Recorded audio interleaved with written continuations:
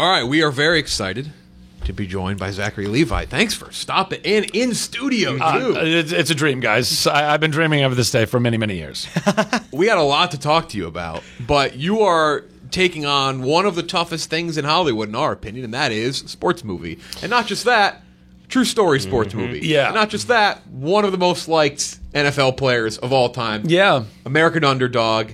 The Kurt Warner story. I think everyone knows what it is now. Coming out in December. It's almost Christmas Day. Yeah, it's coming out Christmas Day. Yeah. First, congrats on getting to the finish line on Thanks. this. Thank you. A lot of projects in the fire, but let's talk about this one. This is nice. You don't have to tell the synopsis of a story about someone everyone knows. Well, no. But it is a different part of his life, right? So for people who don't know, this is not a traditional form like birth to Hall of Fame story. No. I mean, genuinely, like the movie's 25% football and 75% family and life and the ups and downs and the struggles and, scraping change out of your car doors to put gas in the tank. Like, that's what most of the movie is. But it does take place over kind of his most formative years as a football player. So you start kind of like very beginning, before credits roll, we get this cold open and you see little younger Kurt, right? Just to kind of set the stage. But then you pick up and he's in college. He's basically about to graduate from college. It's right when he meets Brenda as well, his wife. And she's already got her 2 kids at the time. Her oldest, Zach and Jesse. And Kurt's fallen for her. He's also fallen for the kids. He has this incredible relationship he starts building with her oldest son, Zach. Very well named, if you ask me. But, so he goes through college. He gets a look with the Packers. Doesn't work out. Then he's kicking around in the wilderness, stocking shelves at a grocery store. That part most people kind of knew. Yeah. And then, he gets sick of doing that, doing this thing that you have to do till you can do what you want to do. And this guy had kept coming after him to go play in the Arena League. And he, understandably at the time, he was like, no, that's like you do that if you give up on the dream of getting into the NFL. But eventually, I think, his love for Brenda and the kids and this family that they were building was enough for him to be like, you know what, I'm just going to swallow that. I'm going to go actually do the thing I love to do, which is play football, even if it's in a different form, and make better money than I'm doing stocking shelves. And then, to me, kind of part of the miracle of this whole story is that it took both him gravitating toward Brenda and the family and all of the faith that she had in him, the faith he had in himself, the faith they had in God, all that jazz. But also it took him going to Arena because he learned how to be a better quarterback, a faster quarterback than really anybody in the NFL at that time. And the greatest show on turf was in due part because he could read his coverage and get that ball out so fast, and he learned all that having to, a very, very sped up form of the game in Arena. So it's all really cool. And then so we see all that, and then Arena, and then he gets, ultimately drafted by the Rams, and then you see that, greatest show on turf a little bit, and a bit of the Super Bowl, and that's the story. And there's a couple moments too where if you know the Warner story, this part's real. But I think not to give it away too much, I won't spoil it. But his very short lifespan with the Packers is one of the funniest stories. He talked about a couple years ago when he got elected to the Hall of Fame, and it's one of those things like that's how quick his time was. So if you don't know it is one of the funnier parts of the movie. 'Cause you're like, wait, that, like, you almost think like that's Hollywood. That didn't actually happen. Well, but it is crazy. Yeah, no, there's a lot of stuff, and there's not, there's even other things that he went and played Europeanly. Actually, when he first got drafted by the Rams, he went and played in Amsterdam for a little while as well. So there's a lot of other bits of the story that we don't even get to because you've only got 2 hours to tell as much story as you can and make it all relevant and make sure that it all kind of flows. But yeah, dude, the Packers camp was a whole deal, and it is. I mean, in some ways, knowing the outcome, the ultimate outcome, it's not hysterical, but it is. It is funny. Also, if you think about it, he'd have been hosed. I mean, he'd have been backing up Favre forever, forever and ever, So, and then he even had a shot. There was another thing that wasn't in the movie. He got a shot with the Bears were inviting him right before ultimately the Rams. They were inviting him, and he was on his honeymoon, and he couldn't go. He got bit by a spider. It's a whole story. You should ask him about it. But he got bit by a spider. He had this crazy thing. He couldn't make the camp. If he would have become a Bear, he wouldn't have had the same, journey. It's insane that he was even remotely successful, let alone he's in the Hall of Fame. Yeah, it's one of those everything was against him. Yeah, but let's drop Kurt Warner for a second. People will criticize real NFL quarterbacks, especially now in the age of social media. So, to having to be a quarterback in a movie, that's got to be a bit of a daunting task. It can't be easy. Yeah. I mean, look, the whole thing was, in some ways, kind of like daunting in that again, all the things you were saying earlier, and add to all that, this is a biopic. I'm playing a guy who's still alive, very much alive, very still famous, still on television. Literally and here people yesterday, can go that's all. exactly, and people can very easily go and just compare and contrast the two of us. So that pressure, whether it's from other people or I just put it on myself, I mean, that's sitting on my shoulders the whole time we're making this movie. Even now, going and selling it to the world and saying like, I hope you believe we're sitting next to each other. I hope everybody understands. But I think there's different pressures. I think I never felt any pressure from Kurt or Brenda. They were lovely. They were very supportive of me and Anna, and they were on set, more than half the time. So they were an incredible resource for us to go ask them questions like, what were you feeling in this moment? What did you think in this moment? Yeah. What are some of the details that we might, even physically be able to layer into the scene? It's not lost on me that there's going to be a lot of people, actual quarterbacks, who go and watch this movie and go, "Is he going to screw this up?" Yeah. And I feel proud of all the. I mean, I only got like 2 months to do this quarterback, crash course. But I learned so much, and my mechanics, throwing the ball became much, much better. I mean, I feel like I was throwing dimes here and there, but fortunately I also had awesome doubles who were, legitimately these guys growing up in their lives. And because, you got to do a lot of takes. My arm was trashed. It was trashed by the end of the movie. I'm a 40-year-old dude playing a 28-year-old guy, and it's like, taking all those reps, all those throws, just trying to get that spiral as close to, as perfect. Fortunately for me, Kurt never really threw a great spiral anyway. That helps. Yeah, that and he helps. jokes about that. But yeah, man, I think that it all holds up. I watch the football as a football fan, and I go, that feels authentic. And what's really cool, man, is like, some of those plays, particularly the ones in the NFL, those are some of the exact plays that he ran. Yeah. Like, we took them straight out of the footage. I mean, it's fun. It's really cool. I went and watched the full highlights of that because you show obviously his first game versus the Ravens towards the end of it. Yeah. Like I went and watched all the highlights and compared to what they actually show in the movie, it's like the same exact thing, same motions, the way that people got tackled. Yeah. It's crazy. Like the first sack on Warner, it is almost frame for frame the same exact thing. It's insane. Yeah. Even when I run down. Was it Ray Lewis? Yeah, man. And when I get like I don't even get to tap. Well, me, I don't know. We get a little hit on him. It kind of staggers him, and then somebody else gets the tackle. But even trying to get that spin around move that Ray kind of does on me, and we were all like, you're choreographing it in the middle of the field. Like, did it match?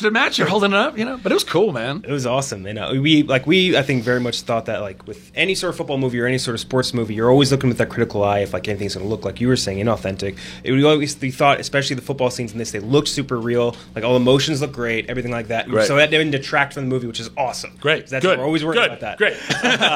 So we looked into your football experience, and we did find that you played in the 2014 Celebrity Beach Bowl. I did do that. Yeah. You did. So I did do that. Playing against the likes of Guy Fieri, Aaron Paul, and John Legend, did that help you prepare for this role? No, it did not. No. I think Deion Sanders was in that game as well. Yeah. I'm pretty sure he was like one of the receivers on the other team. I was like, this is not fair. It's our coworker. This is Sanders. not, oh, is he really? Yeah. Oh, nice.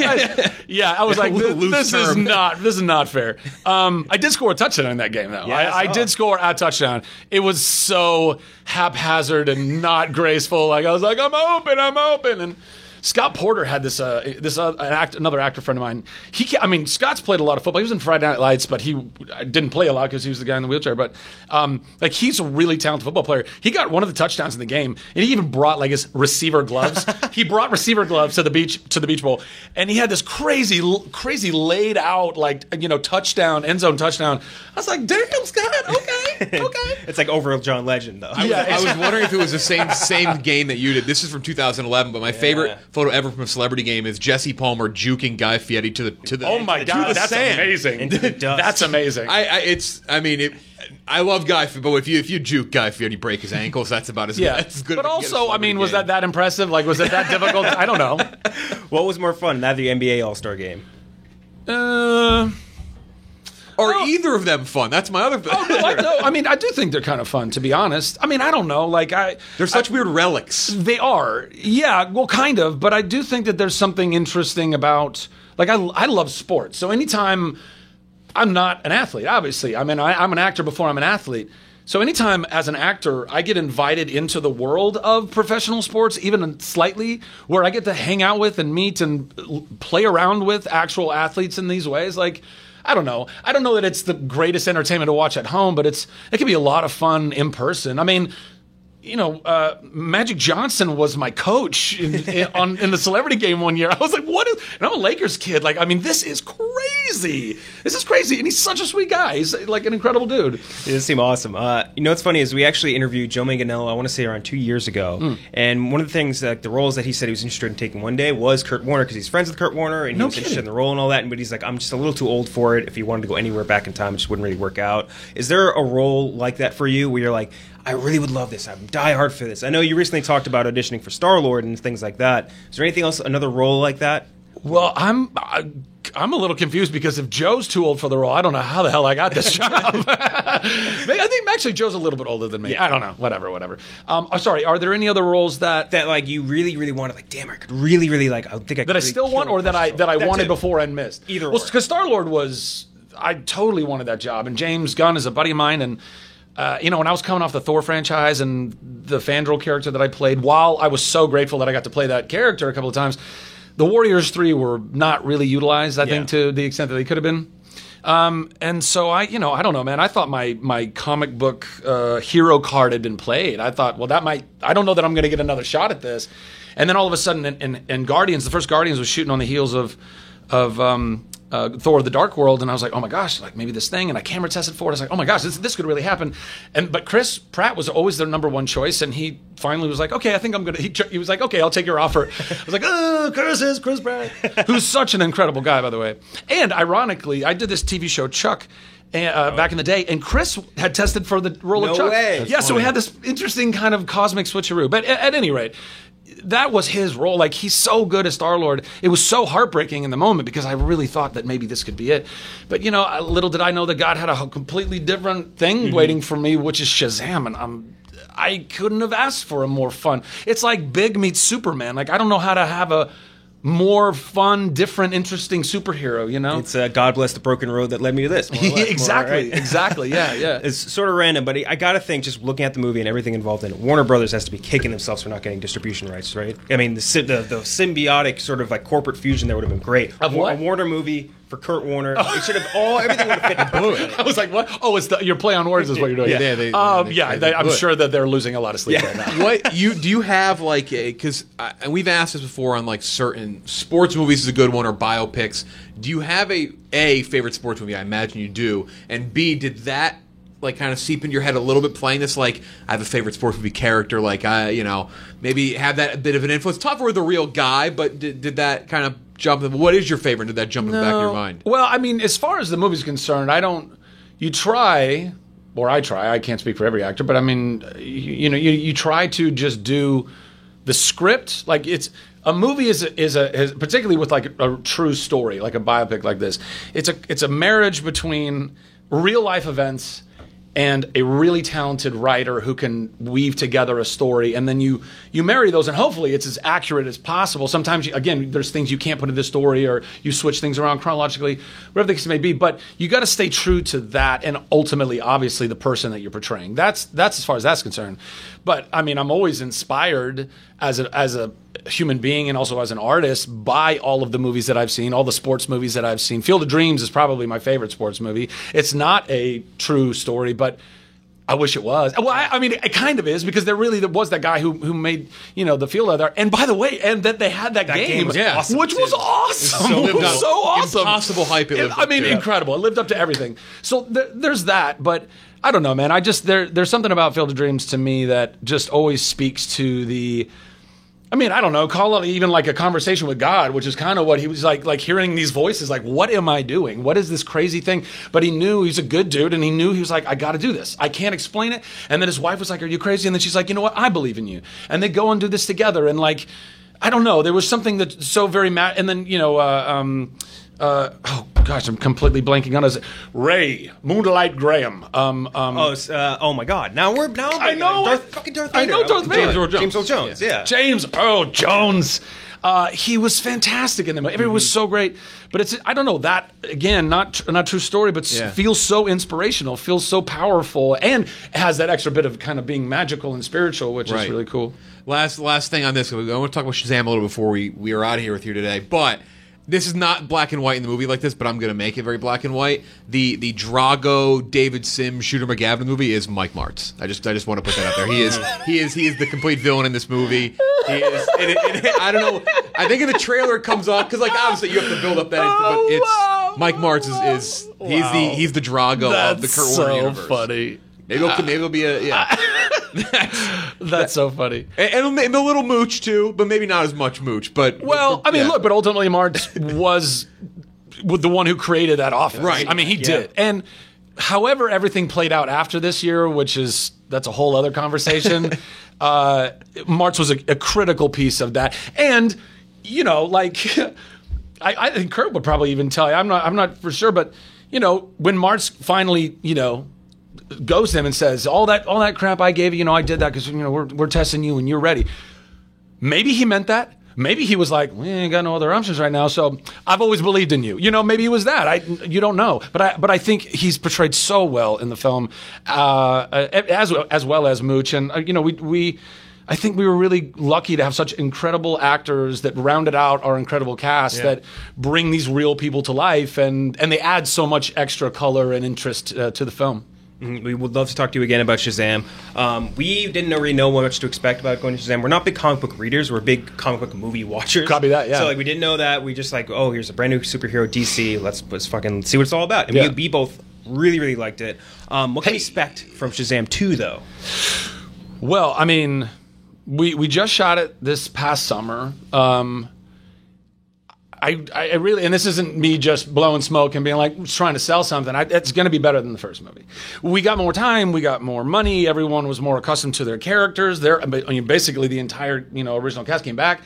We had these incredible new villains and Helen Mirren and Lucy Liu and decent additions. Yeah. What's that? Pretty decent names. Rachel Zegler getting a bunch of award press now too. What's that? Rachel Zegler too is also. And Rachel has joined as well, and now with West Side Story and all that. I mean, that's so great, and she's fantastic. All the ladies were so good, but I don't know, man. Henry Gayden, who wrote the first script, wrote the second script, and I just think that guy has such a great understanding of heart and humor, and those are the types of things that I try to bring into the character. I think that's what makes it different and special. It's got so much heart and it's got so much humor, and there's still action and there's still stakes and there's still good versus evil and all that jazz. But I don't know, it's entertaining in its own kind of way, and it kind of gets to be like, not exactly the same, but it's like the Deadpool of DC in that we get to be very self-referential. We get to actually comment on the world that we're in, which doesn't often happen in a lot of superhero movies. So that's really fun. Well, especially in the DC EU or however it's called now, because does that.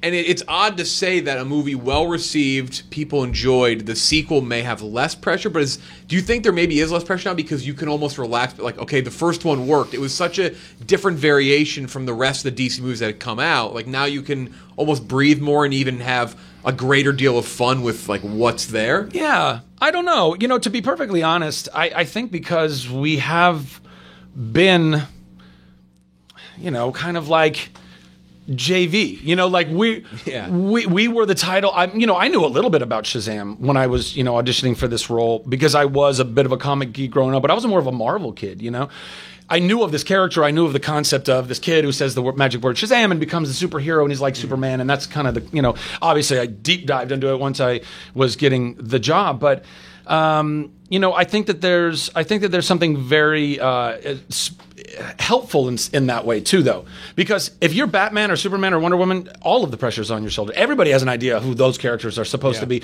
and how they're supposed to be played, and that sucks. There's not a lot of grace given in different iterations of that, and I wish there were. And maybe we're getting back to some of that, but people were kind of like, well, what's this? What's this thing? Kind of like we were saying. Yeah, and to be honest, we did pretty good in the box office. We were also wedged between Marvel's Captain Marvel and Avengers Endgame, so we got an interesting box office squeeze. Yeah. But I think a lot of people, particularly families, and this movie is so geared and oriented. Well, not just to families, but it's consumable very easily and good for families. I think.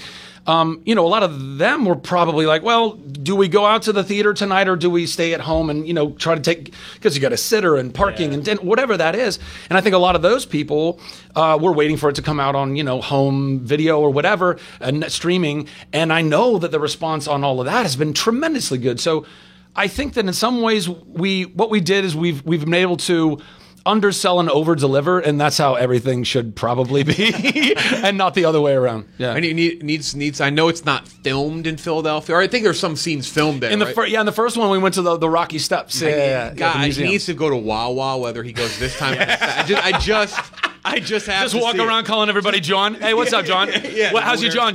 just one time. Yeah. We got to talk about the suit though. Mm-hmm. Not the suit now. The suit when it first leaked. What you mean the original suit? Shazam suit, yeah. Yeah. When the leaks came out, the set leaks.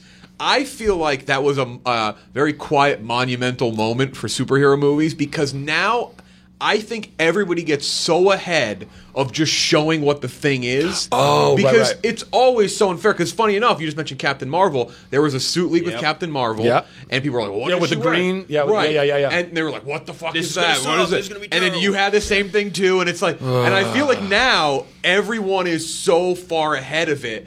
I mean, whether it's Dwayne Johnson showing a billion drawings of everyone's. I feel like it was the big moment. It's right? really unfortunate. Yeah, I mean, I guess. I mean, it's a really unfortunate moment, to be honest.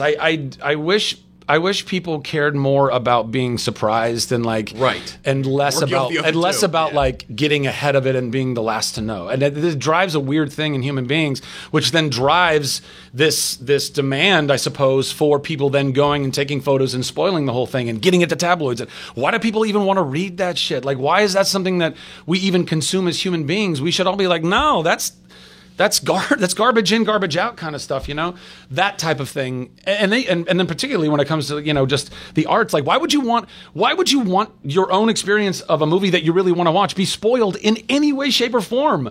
Like it's such a bummer, but that stuff happens. And so therefore the studios have, responded in, you do like a proper, photo, and then you kind of anticipate when your first outdoor, like where a photographer could snipe you, and you snipe first, and you release the thing, and hopefully all of those paparazzi, whatever those folks get the hint and just stop. They like judging it. It's like judging a painting based off a sketch. You know what I mean? It's like and also there's so many things involved. Like in the first movie, I had straight up my lightning bolt and gauntlets lit up practically. They were all lit. And that's a whole situation. Like sometimes they're going to be lit and sometimes they're not going to be lit, right? Like how can you tell which is which? Sometimes between shots I'm going to have my cape off. Like all of the things that people can then deconstruct and start judging. And guys, calm down. Yep. Do you have any idea how many special effects need to be put on any of this for any of it to look like what you want it to be? I mean, my buddy Steve Agee, he is one of the actors in Suicide Squad and Peacemaker, and he was the body for Shark.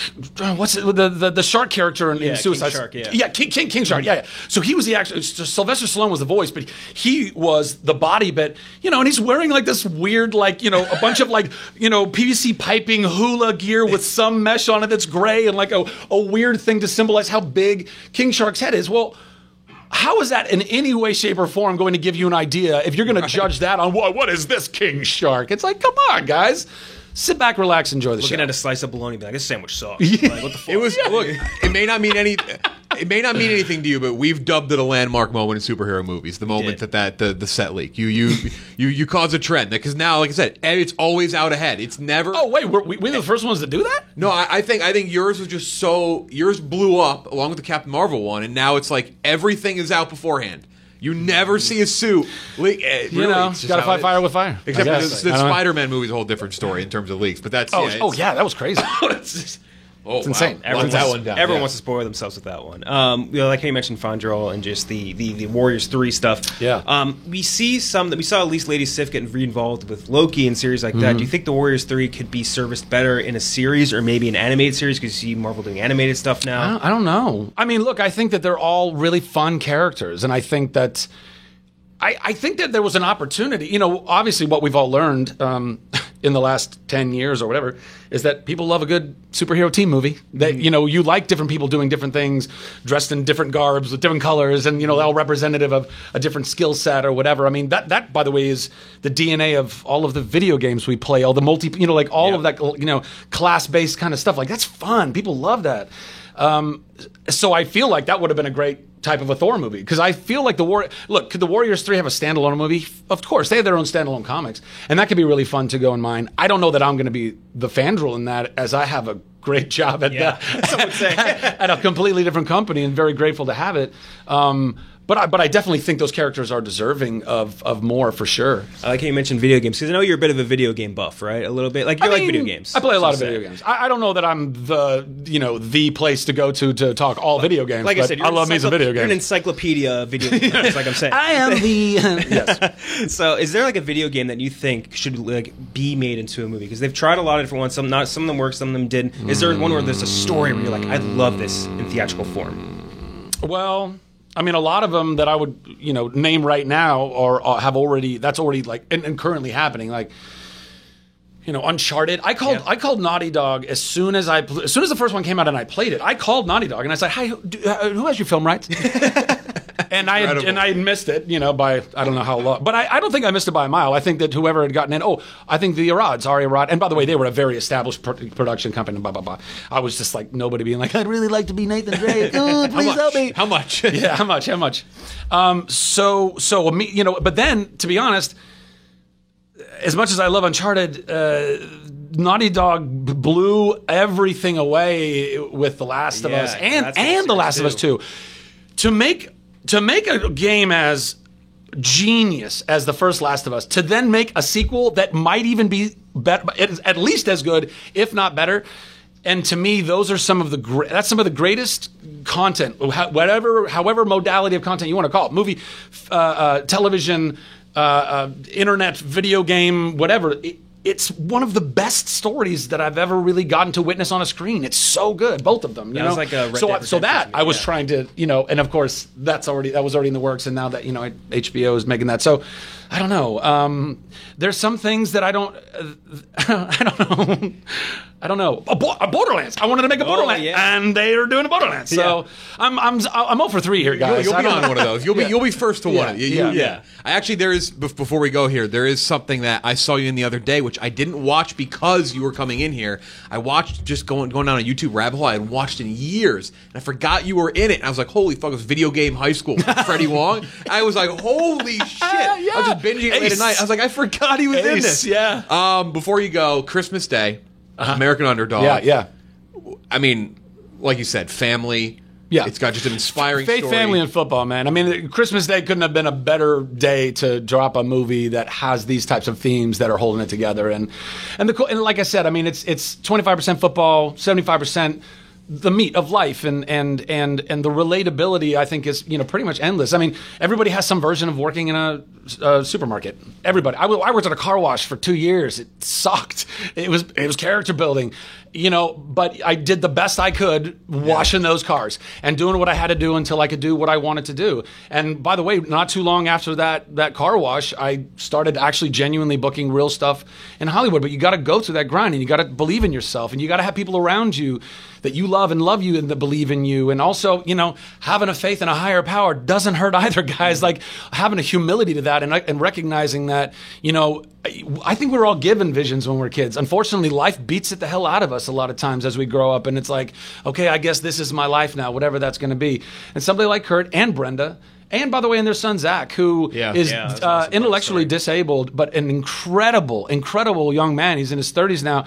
And they are all the underdogs of this movie.